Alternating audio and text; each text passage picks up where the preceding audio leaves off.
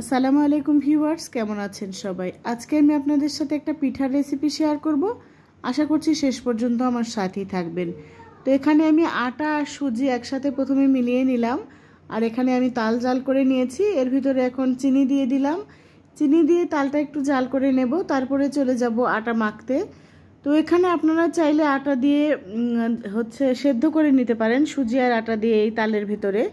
তো আমি কাঁচা আটাই মেখে নেব।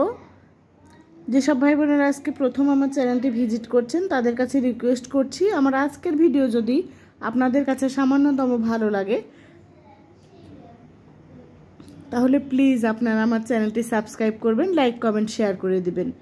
তো আমি ভালোভাবে জাল করে নিয়েছি। এখন তালগুলো নিয়ে নিচ্ছি। এখন তালের ভেতরে আমি দিয়ে দেব সুজি আর আটা।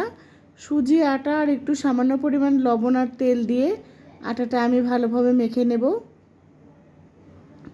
আর আমি আজকে বানাবো তালের চুষি পিঠা। তো তালের চুষি পিঠাটা কিন্তু খেতে অনেক ভালো লাগে, আর বাচ্চারাও অনেক খুশি হয়, যেহেতু তালের চুষি পিঠা দেখতে অনেক ভালো লাগে। এই কারণে আমরা বাচ্চাদের খুশি করার জন্য এই পিঠাগুলো বানিয়ে নিচ্ছি। তো হাতের সাহায্যে ভালোভাবে মেখে নেব। গরম গরম তালের ভিতরে দিয়ে দিয়েছি আমি। আর এখানে কিন্তু আপনারা আটার চেয়ে সুজির পরিমাণটা বেশি দিবেন, তাহলে পিঠাটা বেশি ফুলবে আর খাওয়ার সময় অনেক সফট হবে পিঠাটা। তো এখন আমার আটাটা একেবারে ছানা হয়ে গেছে। আমি এখান থেকে এখন চুষি পিঠা যেভাবে বানাই আমরা সেরকম করেই বানাবো, তবে পিঠাটা একটু মোটা মোটা করে বানাতে হবে, তা না হলে কিন্তু শক্ত হবে, খেতে ভালো লাগবে না। যেহেতু আমি এখানে কাঁচা আটা মেখে নিয়েছি, আর সেদ্ধ করে নিলে চিকন করলেও সমস্যা নেই, তবে আমি কাঁচা আটা দিয়ে বানাচ্ছি যেহেতু, সেক্ষেত্রে কিন্তু একটু মোটা মোটা করে বানাতে হবে। তো আমি মোটা মোটা করে সবগুলো পিঠাই আগে বানিয়ে নেব, তারপরে চলে যাব ভাজতে। তো এ পর্যন্ত যেসব ভাই বোনেরা আমার চ্যানেলটি সাবস্ক্রাইব করেছেন তাদেরকে অসংখ্য ধন্যবাদ, মন থেকে অনেক দোয়া এবং ভালোবাসা। আর আজকের রেসিপি দেখে যেসব ভাই বোনেরা আমার চ্যানেলটি সাবস্ক্রাইব করবেন তাদের প্রতিও রইল আমার অগ্রিম ভালোবাসা। তো সবগুলো পিঠাগুলো বানানো আমার রেডি হয়ে গেছে।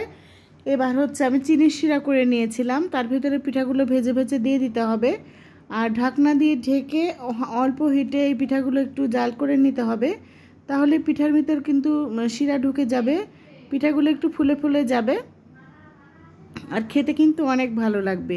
যারা মিষ্টি জাতীয় খাবার পছন্দ করেন তাদের কাছে তো আরও অনেক বেশি ভালো লাগবে। আর যেহেতু ছোট ছোট করে বানানো, বাচ্চারাও কিন্তু অনেক খুশি হবে এরকম করে বানিয়ে দিলে।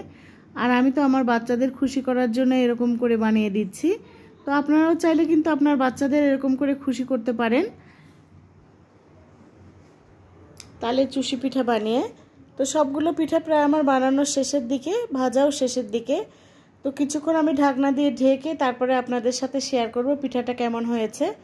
আলহামদুলিল্লাহ, খেতে কিন্তু অনেক টেস্টি হয়েছে। তো আপনাদের কাছে আমার এই রেসিপি কেমন লাগলো অবশ্যই কমেন্ট করে জানাবেন। সাথে থাকার জন্য আপনাদের ধন্যবাদ।